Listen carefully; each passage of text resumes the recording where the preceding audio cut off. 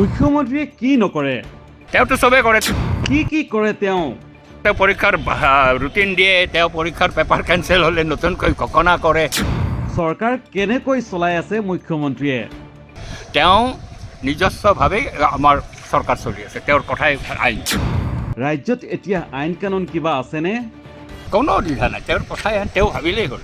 হিমন্ত বিশ্ব শৰ্মা কেবিনেটৰ আটাইতকৈ অকৰ্মণ্য মন্ত্ৰী কোন?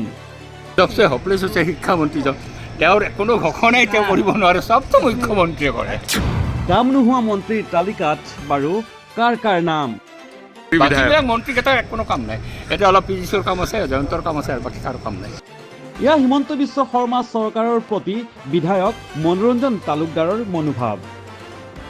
কেৱল এই মনোভাৱ বিধায়কগৰাকীয়ে নহয়, হিমন্ত বিশ্ব শৰ্মা মন্ত্ৰীসভাৰ প্ৰতিগৰাকী মন্ত্ৰীৰ প্ৰতি এয়া ৰাইজৰ ধাৰণা। মুখ্যমন্ত্ৰীৰ মুখৰ কথাই এতিয়া আইন। কেবিনেটত লোৱা সিদ্ধান্ত সামাজিক মাধ্যমতে সলনি কৰি দিব পাৰে মুখ্যমন্ত্ৰীয়ে। এতিয়া আৰু দেশত তেতিয়াৰ দৰে আইন ব্যৱস্থা নাই। দেশত এতিয়া শাসন ব্যৱস্থা চলিছে স্বৈৰতন্ত্ৰ, বুজাই দিলে অখিল গগৈয়ে। আমি গণতন্ত্ৰত নাইয়ে এতিয়া। আচলতে এতিয়া সম্পূৰ্ণৰূপে স্বৈৰতন্ত্ৰ বা ফেচিবাদ চলি আছে। মুখ্যমন্ত্ৰীৰ কথাই যদি আইন, মিছা কথাবোৰ একা। আগতে ৰজাৰ কথাই যেনেকৈ আইন, ৰজাই সঁচা ক'লেও আইন, মিছা ক'লেও আইন, ঠিক তেনেকৈ এতিয়া মুখ্যমন্ত্ৰীজনৰ কথাই আইন। নতুনকৈ আৰু কিবা কোম্পানী খুলিছে নেকি মুখ্যমন্ত্ৰীয়ে? যে HBS company private limited, HBS কোম্পানীৰ প্ৰাইভেট লিমিটেডৰ চেয়াৰমেন হিমন্ত বিশ্ব শৰ্মা, আৰু তাৰ বাহিৰে ইয়াত কোনো মানুহৰ কোনো অধিকাৰ চধিকাৰ নাই। মদৰ দোকানৰ বাহিৰেও কেবিনেটত আৰু কি সিদ্ধান্ত লোৱা হয়?